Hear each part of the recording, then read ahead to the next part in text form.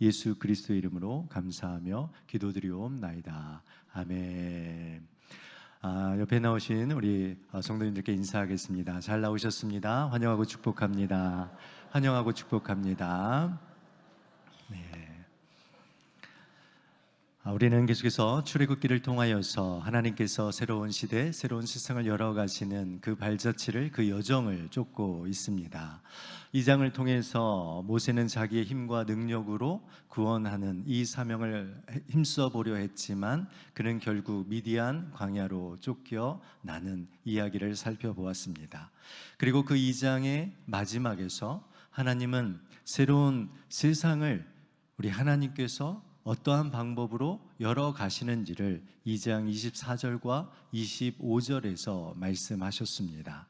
2장 24절과 25절의 말씀은 이와 같습니다. 하나님은 샤마, 그들의 부르짖음을 들으시는 하나님이시다 라고 말하고 있고, 하나님은 자카르, 언약을 기억하시고 성취하시는 분이시다.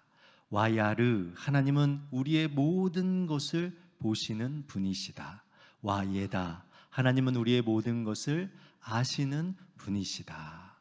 이 2장의 마무리가 이와 같이 고백되어지고 이제 3장에 들어와서 하나님께서 구체적으로 이 3장 안에서 한 영혼을, 그 인생의 그 실패 가운데 있는 그 한 사람의 그 인생 가운데 하나님께서 자신을 어떻게 나타내심을 통하여 그를 일으키시고 그를 세워 가시는가에 대한 이야기를 오늘 본문은 우리에게 말해 주고 있습니다. 오늘 본문을 통하여서 우리 하나님께서 우리를 하나님의 그 나타내심을 통하여서 일으키시고 다시 세워가시는 이런 놀라운 은혜와 축복의 역사가 있는 이 시간이 되기를 간절히 바랍니다. 오늘 본문의 배경의 장소는 3장 1절 말씀에 보시면 하나님의 산 호렙이다 라고 이야기를 하고 있습니다. 모세는 미디안 광야에서 미디안 제사장 르우엘, 오늘 본문에서는 이드로라고 이야기를 하고 있는 이 가정을 만났고 그곳에서 결혼을 하게 되어집니다. 가정을 이루며 무려 40년이 넘는 시간 동안 양을 치는 삶을 살게 되어지죠. 어느 한날 모세가 자신의 양이 아니라 누구의 양입니까? 장인 이드로의 양떼를 데리고 광야 서쪽으로 이동합니다. 아마 이 이동이 아주 오랜 또 긴 여행이었음을 우리는 알게 되어지고, 또한 이 모세와 장인 이드로의 이 양떼가 호렙, 하나님의 산에 도착하였다라고 말합니다. 여러분, 하나님의 산 호렙은 우리가 잘 알고 있는 신의 산과 동일 장소이고 동일 지명입니다.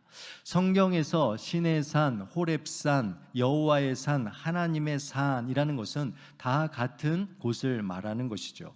특별히 성경 출애굽기 19장부터 시작해서요 민수기 10장까지 총 60장의 이 분량이 신의 산이라는 이 한 장소에서 쓰여진 내용이다라는 것을 우리가 생각할 때 가히 신의 산이라는 그 지명, 그 의미는요 성경에서 특별히 우리 신앙인들에게 있어서 아주 중요한 그러한 장소이고 의미가 있다라는 것을 오늘 분명하게 말하고 있습니다.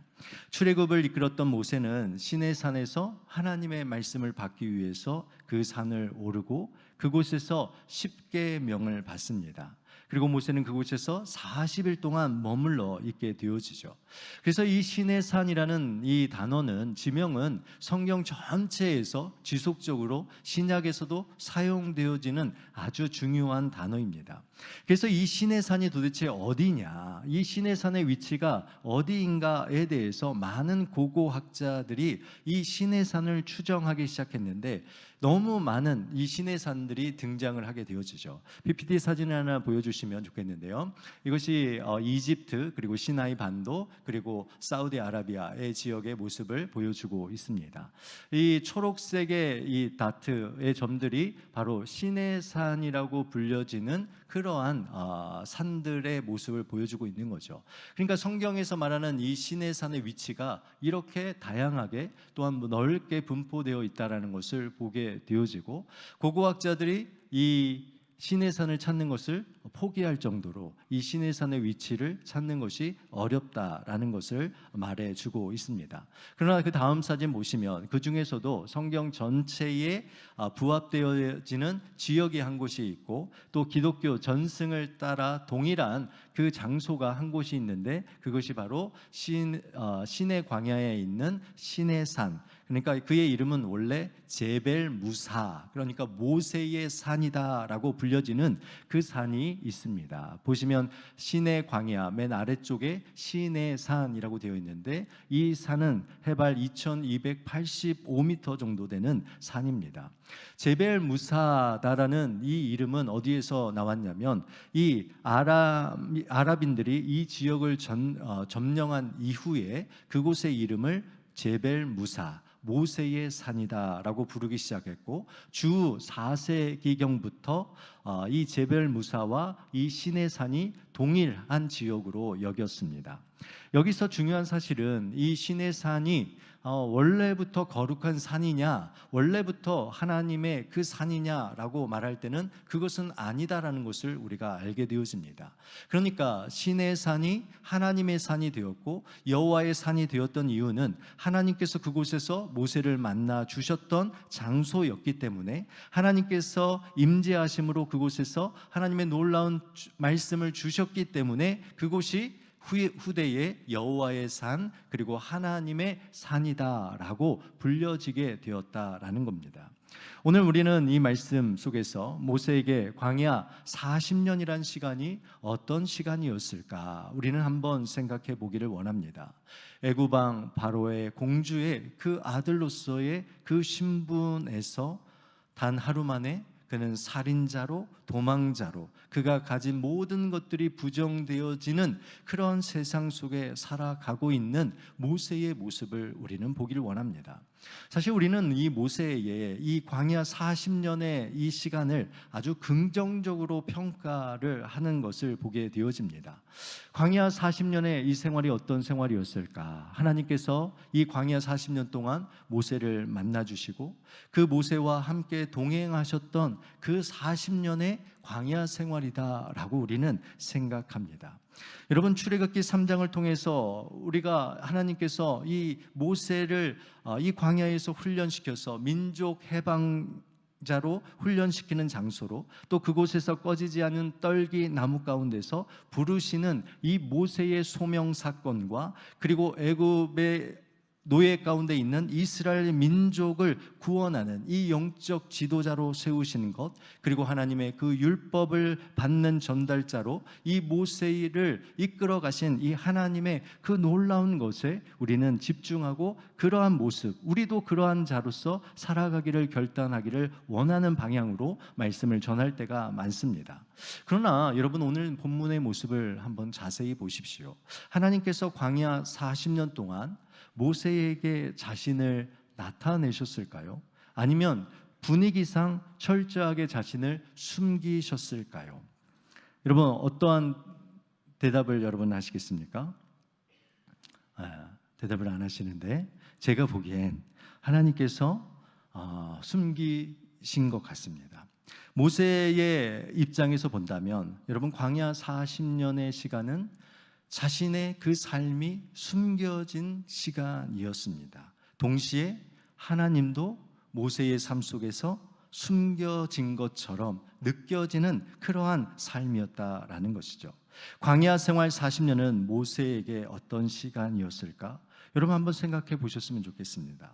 그가 자랑스럽게 여겼던 모세라는 이름, 애굽에서는 가장 유명한 왕에게만 거의 신과 같은 존재에만 사용되어졌던 그 모세라는 그 이름이 점점점 사라지고 잃어버리지 않았겠습니까? 바로의 공주의 아들로서의 가졌던 꿈, 그리고 이스라엘의 민족을 해방시켜야 되겠다라는 그 원대한 꿈도 점점 사라져버리지 않았겠습니까? 그렇게 당당했던 목소리는 점점 잃어가고 자기 양도 아닌 장인의 그 양떼를 80세가 되어지는 그때까지도 이 양떼를 치고 있는, 정말 세월을 허비하고 허송세월을 보내고 있는 이 모세의 모습을 보여주고 있지 않습니까? 이제 나이가 80세가 되어 몸도 마음도 건강도 잃어버린 이 모세의 모습이 오늘 본문 가운데 나타나 있습니다. 우리가 모세와 같은 이 광야 생활을 겪지 않았다라고 해서 우리가 모세의 모습을 어떤 긍정적인 면만으로 우리가 보아서는 안 됩니다. 만약에 여러분들이 모세와 같은 광야 40년의 그러한 시간을 보냈다고 생각해 보십시오. 여러분의 이름도 기억되지 않고 여러분의 꿈도 사라지고 여러분의 정체성, 나의 힘과 목소리 허공에 떠도는 메아리같이 느껴지고 육체적으로 정신적으로 건강을 잃은 상황이 여러분 40년이라는 시간 동안 지속된다면 여러분은 어떻게 이 가운데서 다시 일어설 수 있겠습니까? 여러분, 이런 절망 가운데서 어떻게 다시 시작하실 수 있겠습니까? 모세의 삶을 볼 때에 그의 삶에 하나님의 나타내심보다 어쩌면 하나님의 숨어 계심, 하나님의 버리심이 더 크다라고 느껴지지 않겠습니까? 내 인생의 삶을 바라볼 때에, 정말 내 삶을 바라볼 때에 하나님이 어디 계시는가? 하나님께서 나를 버리시고 나에게 응답하시지 않으시는, 숨어 계시는 그 하나님을 말하지 않겠습니까? 사랑하는 원당의 성도 여러분, 신앙생활 가운데 하나님의 숨어 계심과 하나님의 이 나타내심이 혼동이 될 때가 있다라는 것을 여러분 아셔야 합니다. 하나님의 숨어 계심과 하나님의 나타내심으로 이 말미암아 이 둘 사이에서 우리는 신앙의 갈등, 이 혼란을 겪게 된다라는 거죠. 파스칼이 이렇게 말했습니다. 보여주시면, 인간의 중심을 살피시는 하나님은 구하는 자에게는 스스로의 모습을 나타내시고 구하지 않는 자에게는 나타내 보이지 않는 것이다. 청결한 마음으로 하나님을 보고자 하는 사람에게는 충분한 빛으로 나타내시고 반대로 보고자 하지 않는 사람에게는 충분한 어둠으로 나타내시는 것이다. 파스칼은요, 하나님의 나타내심과 하나님의 숨어 계심, 감추심에 대해서 분명한 답을 우리에게 가르쳐주고 있습니다. 어떠한 답입니까? 하나님을 찾는 자들에게는 하나님께서 어떻게 하신다는 거예요? 충분한 빛으로 나타내신다라는 것입니다. 하나님을 찾지 않는 자에게는 어떻게 해요? 충분한 어둠으로 하나님을 나타내셔서 그가 그것을 깨닫지 못하도록 하신다라는 것입니다. 여러분, 이러한 분명한 우리 믿음의 고백이 있어야 합니다. 하나님은 여러분의 삶 속에서 여러분이 하나님을 찾고자 알고 여러분이 하나님을 갈망할 때 우리 하나님은 충분한 빛으로 여러분에게 나타내 주시는 분이십니다. 그런데요, 문제는 무엇입니까? 모세의 40년의 광야 생활이 문제이지 않습니까? 여러분, 이 모세의 광야 생활, 이 40년의 이 시간 동안 하나님께서는 숨어 계시는 분이십니까? 아니면 하나님은 나타내시는 분이십니까? 이것이 신앙의 딜레마와 같다라는 거예요. 이 모세와 같은 상황 속에 놓여 있다면 우리는 하나님의 숨어 계심에 대해서 더 많은 묵상을 하게 된다라는 것입니다. 모세와 같은 상황 속에서 계시는 분이 계신다면 여러분, 우리는 아마 모세와 같은 이 딜레마 가운데 우리가 빠져 있을 것입니다. 그러나 오늘 이 모세를 우리 하나님께서는 찾아오셨고 우리 하나님의 그 나타내심에 대한 이 의미가 무엇인지를 모세에게 깨닫게 하셨습니다. 오늘 이 하나님의 나타내심으로 말미암아 모세는 그 절망에서 다시 일어났고 다시 새로운 삶을 살아냈고 하나님의 그 놀라운 역사를 이루어가는 그러한 일꾼으로 하나님 앞에 쓰임 받았습니다. 오늘 이 시간 혹 우리의 인생이 이 모세와 같은 이 광야와 같은 이 삶 속에 동일한 상황 가운데 놓여 있다면 하나님의 나타내심이 어떠한 의미인지를 바르게 깨닫고 그 하나님의 그 나타내심을 통하여서 오늘 진정한 이 모세에게 누렸던 이 복의 축복이 오늘 이 시간 가운데 저와 여러분에게 누려지는 놀라운 은혜가 있기를 간절히 주님의 이름으로 축원드립니다.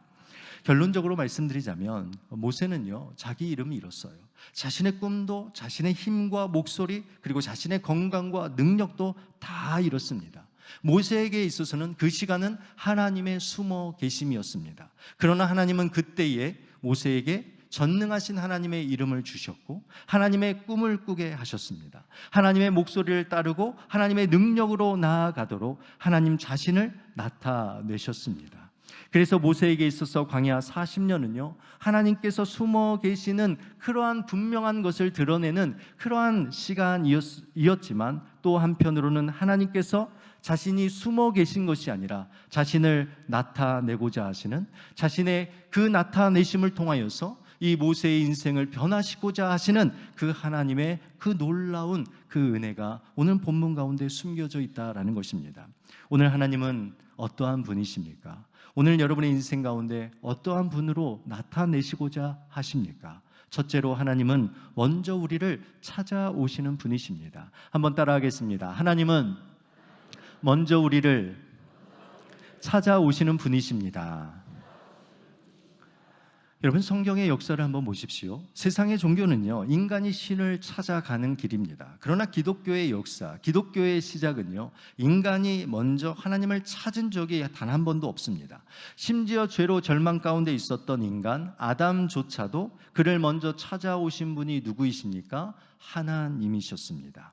2절 말씀을 한번 보겠습니다. 2절 말씀, 여호와의 사자가 떨기나무 가운데로부터 나오는 불꽃 안에서 그에게 나타나시니라. 여러분, 누가 나타나셨습니까? 여호와의 사자가 그에게 나타나셨다. 모세가 하나님의 산 호렙산을 찾아갔기에 그곳에서 하나님을 만난 것이 아니라 그 모세의 인생 가운데 하나님께서 먼저 찾아와 주셨다라는 것입니다. 하나님께서는 자신이 숨어 계시는 분이 아니시라 자신을 먼저 나타내시고 먼저 드러내시는 분이시다라는 것을 우리는 분명하게 고백해야 하는 것입니다. 인생 광야 40년과 같은 이 생활 속에서 여러분, 하나님은 먼저 나를 찾아오시는 분이시다라는 것을 깨달을 때 우리는 그곳으로부터 다시 일어설 수 있는 힘을 얻게 되는 것이죠.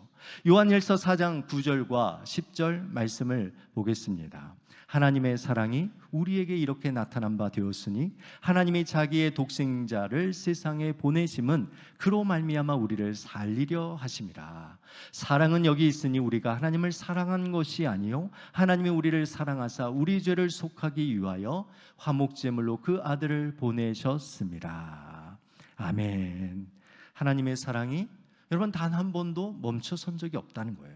하나님의 사랑은 단 한 번도 바뀐 적이 없다는 거예요. 심지어는 내가 씻을 수 없는 그 죄인이라는 그 상황 속에 놓여 있을지라도 하나님의 그 사랑은 나의 간구와 요청으로 주어진 것이 아니라 철저하게 하나님으로부터 온 전적인 사랑이다라는 것을 우리가 깨달아야 하는 것입니다. 떨기나무는 여러분 사막에서 흔히 볼 수 있는 아주 작은 가시 덤불과 같은 것이었습니다. 그래서 모세는 떨기나무에 불이 붙었으나 타지 않음을 보고 이상하게 여겼습니다. 왜냐하면 그는 40년 동안 이 가시덤불, 이 떨기나무와 같은 곳에 불이 붙어서 금방 타고 사라져버리는 이러한 현상을 아주 자주 보았던 것입니다.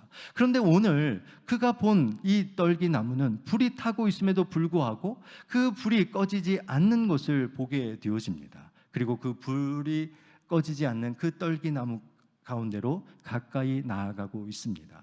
여러분이 불타지 않는 떨기나무가 여러분 어떤 의미라고 생각하십니까?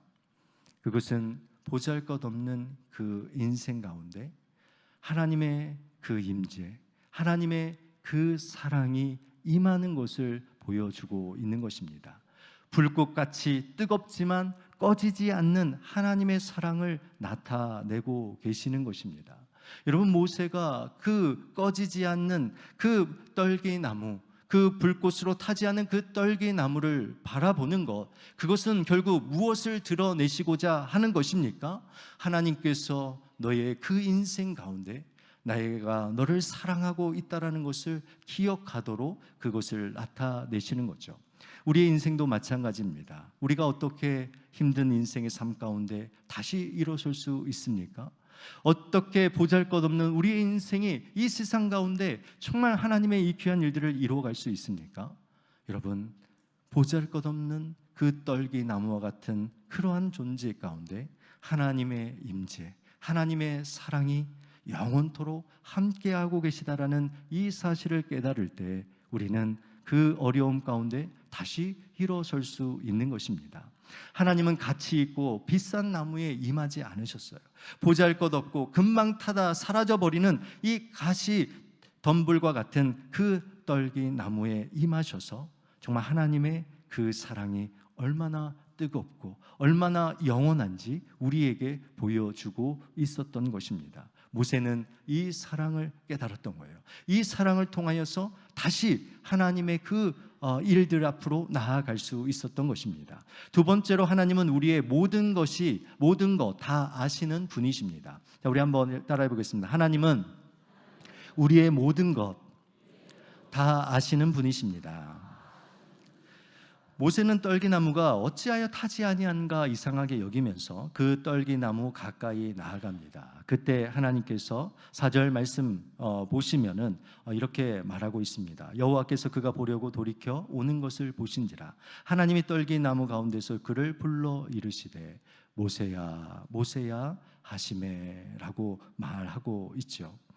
여러분, 성경에서 두 번을 연속해서 이름을 부른다라는 것은 단순한 부름이 아니라 인격적인 존재를 향한 따뜻한 사랑의 의미를 담고 있습니다. 그래서 성경을 보시면 하나님께서 여호와의 사자를 통해서나 하나님께서 두 번 이름을 부르시는 일들이 종종 성경에 나오고 있습니다. 그것은 그냥 부르시는 것이 아니라 그를 인격적으로 대하시고 특별히 하나님의 이 사랑의 그 충만함으로 부르시는 그 부르심이다라는 것을 여러분 아셔야 합니다. 이 40년 동안 모세는 그의 이름을 잃어버렸습니다. 절망 가운데 있었습니다. 그때 하나님께서 다시 그의 이름을 부르시지 않습니까? 하나님께서 사랑이 담겨진 그 목소리로 모세야 모세야라고 부르시지 않습니까? 여러분, 최근에 누가 여러분의 이름을 불러주었습니까? 여러분, 모세와 같은 그 절망 속에 있을 때 누군가 내 이름을 불러줄 때, 누군가 내 이름을 모세야 모세야라고 불러줄 때, 여러분 그곳에서 여러분 무엇을 깨닫습니까? 내가 혼자가 아니구나, 나를 알고 있는 자가 있구나, 나의 모든 것을 알고 있는 분이 계시구나. 하나님은 여전히 나의 이름을 알고 계시고 나의 이 모든 어려움 가운데서 나를 바라보고 계시는구나. 이 하나님의 그 따뜻한 그 음성을 통하여서 다시 일어설 수 있게 된 것입니다. 하나님께서는요, 단순히 이름만 부르시지 않았습니다. 5절 말씀에 보면 모세가 그 떨기나무를 가까이 가려고 하자 이리로 가까이 오지 말라, 내가 선 곳은 거룩한 땅이니 내 발에서 신을 벗으라 라고 이야기를 하고 있습니다.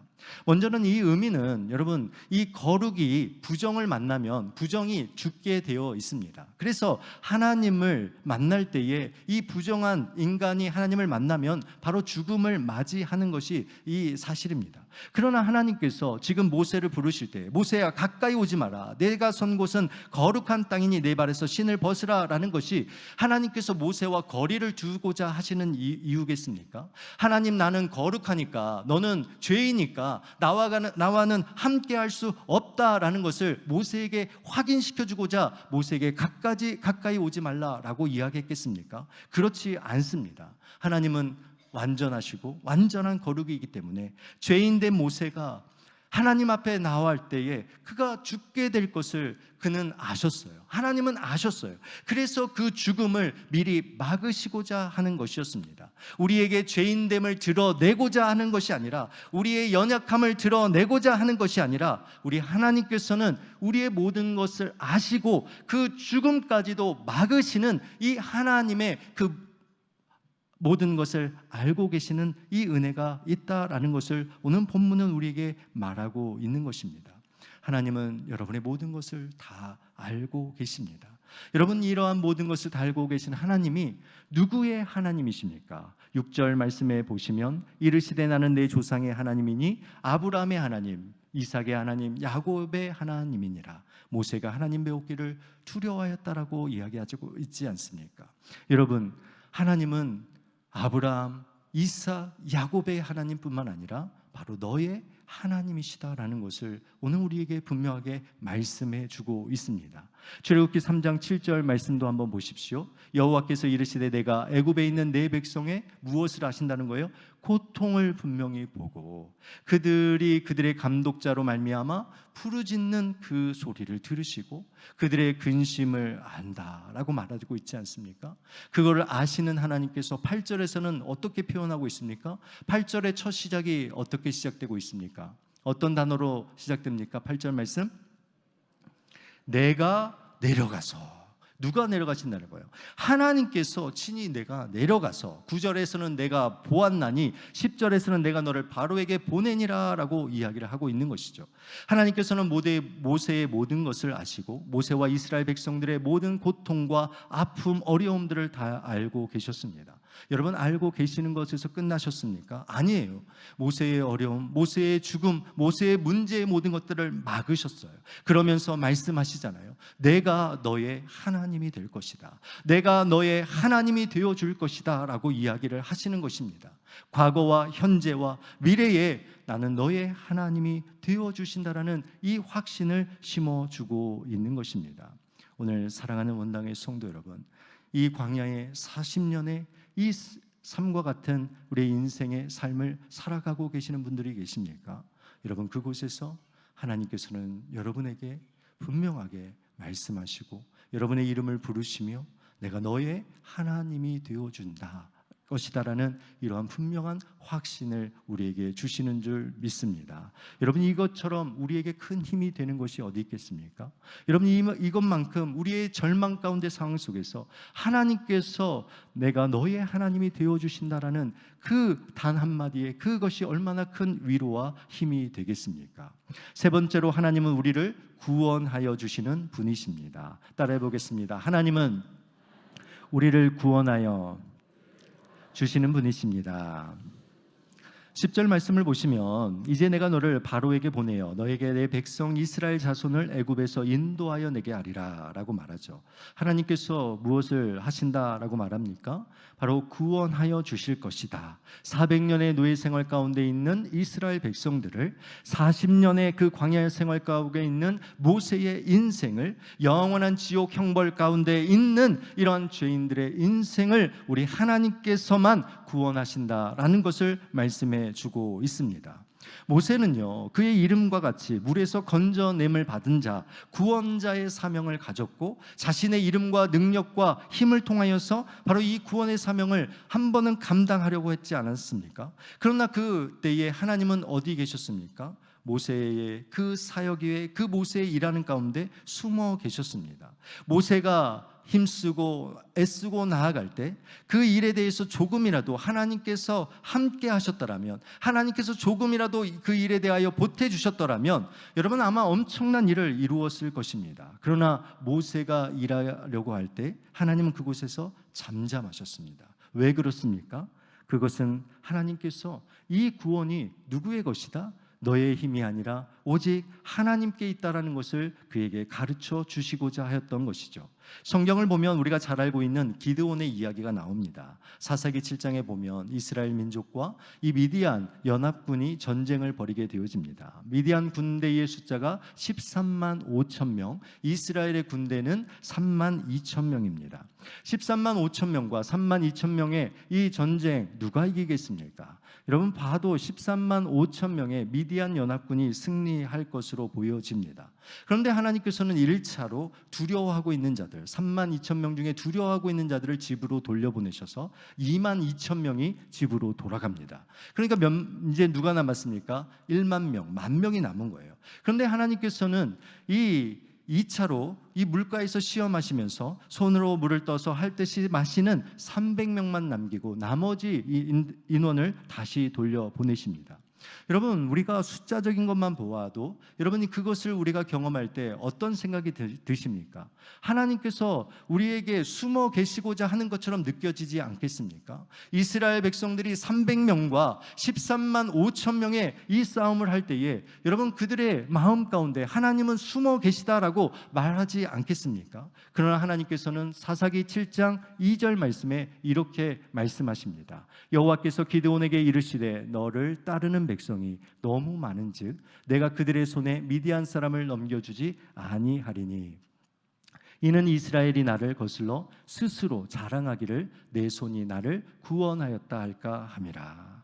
여러분, 이스라엘 자손들이요 자신의 힘과 능력으로 스스로를 구원하였고 그 영광을 하나님께 돌리지 않을 것을 그들은 잘 알고 하나님께서는 알고 있었던 것입니다. 여러분, 우리가 정말 하나님께서는 우리를 어떤 엄청난 일을 하도록 우리를 보내시는 것이 아니다라는 것을 여러분 아셔야 합니다. 어쩌면 하나님께서 우리에게 맡겨주신 사명은요 우리가 할 수 없다라는 것을 고백하도록 말하는 것이다라고 저는 생각합니다. 우리가 할 수 없습니다. 우리 교회가 할 수 없습니다.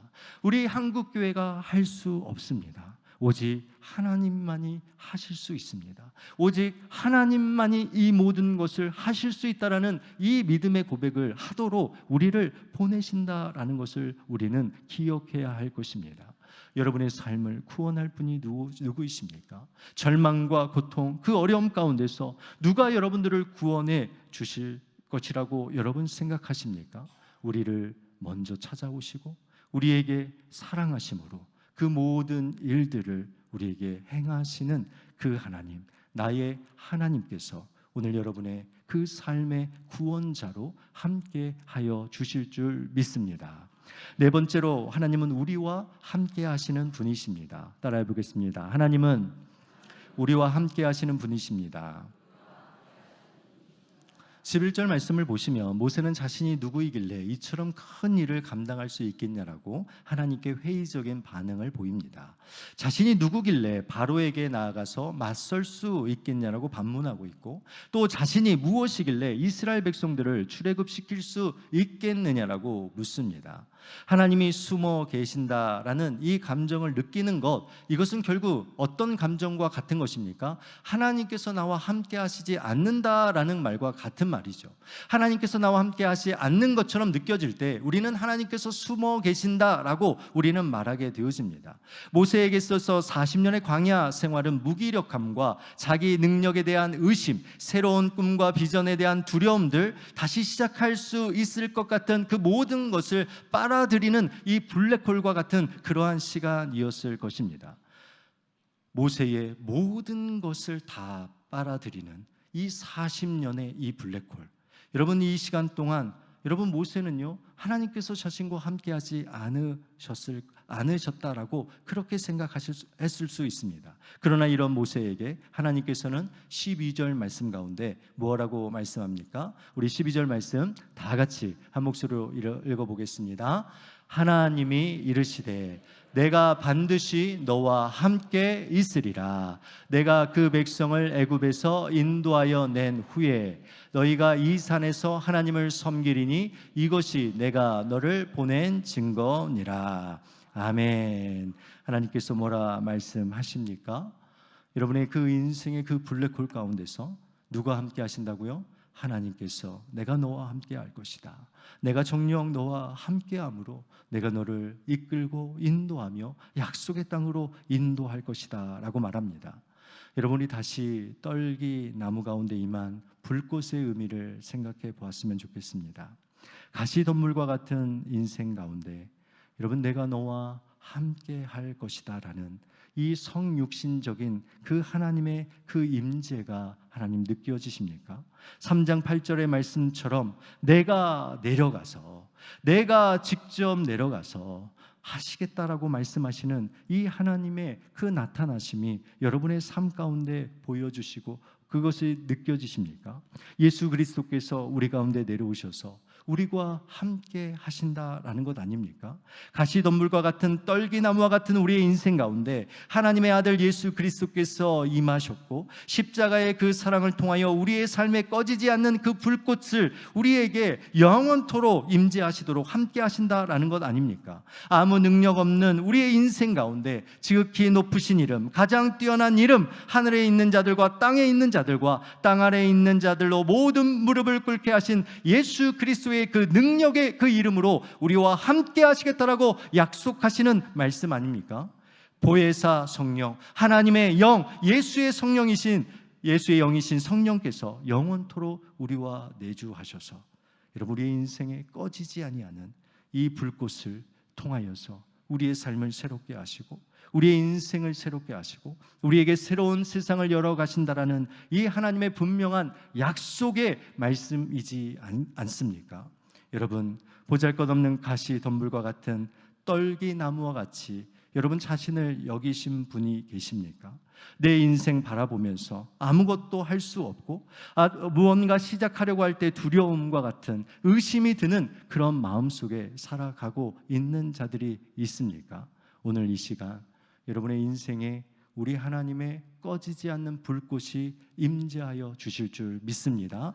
하나님께서 여러분과 함께하여 주시는 그 놀라운 은혜와 역사가 있게 될 줄 믿습니다. 말씀을 맺습니다. 모세의 광야 40년의 인생, 여러분 절망으로 이끌기에 충분한 시간이었습니다.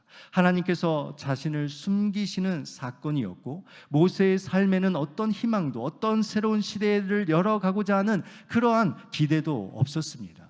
오히려 두려움과 의심으로 가득 찬 자포자기의 인생의 삶이었습니다. 우리 인생도 이런 때를 경험하고 있지 않습니까? 여러분, 저 또한 이 자리에 설 때마다 정말 모세와 같은 마음이 들 때가 얼마나 많은지 모릅니다. 내가 정말 이 일을 할 수 있을까? 내가 어떻게 이 일을 감당할 수 있을까? 제 안에 두려움과 의심이 들 때가 여러분 한두 번이 아닙니다. 어찌 해야 합니까?